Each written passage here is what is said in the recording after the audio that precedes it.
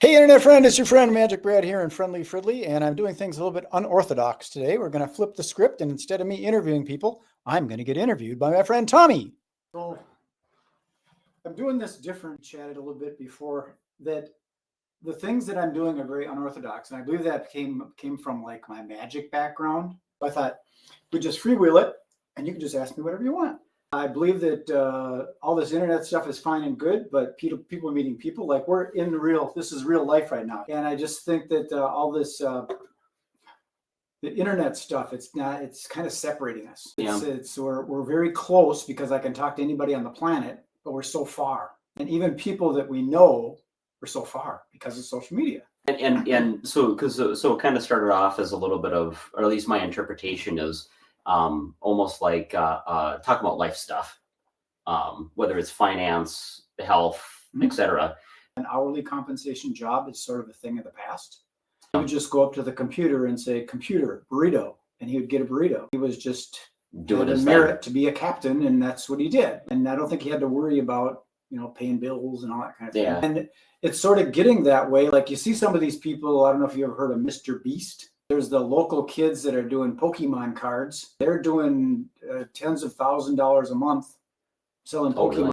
Really? They got a Shopify store and a live stream. And I think that people can earn a living by living their life. So you can eventually earn money from that. Yeah, well, I mean, because if you think about it, what brought us to the moon is a fraction of the power of what's in your phone right now. And she started building it up. Just put her phone up, played her music. It's a bank account with millions in it. Really, she's making millions of dollars by doing what like that. I want to live my life. And I had a minor stroke, a TIA, they call it. Life could be over in a minute. So I said, I want to be able to do what I want, where I want, with who I want, whenever I want. And I want to be able to scale the income up.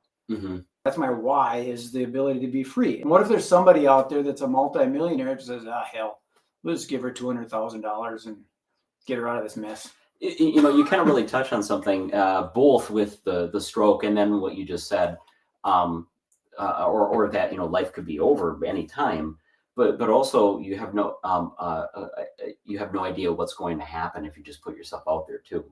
And I donated my services to that because it's a nonprofit and we want to help the kids in the community. So I didn't plan that out. It just happened that way. So that's kind of what I think can happen with a lot of these things if you get your mind out of it. So what this woman talks about is just launching the rocket of desire and then get your mind off of it. And then all of a sudden something happens. But then it's not even a job anymore. If you have ill intentions, nobody wants to play with you. Or if you're just focused on money and all you care about is the money, it's not going to attract people.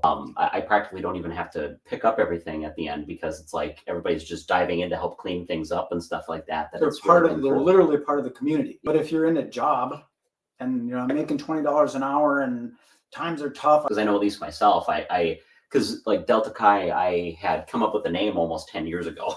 So it's like, so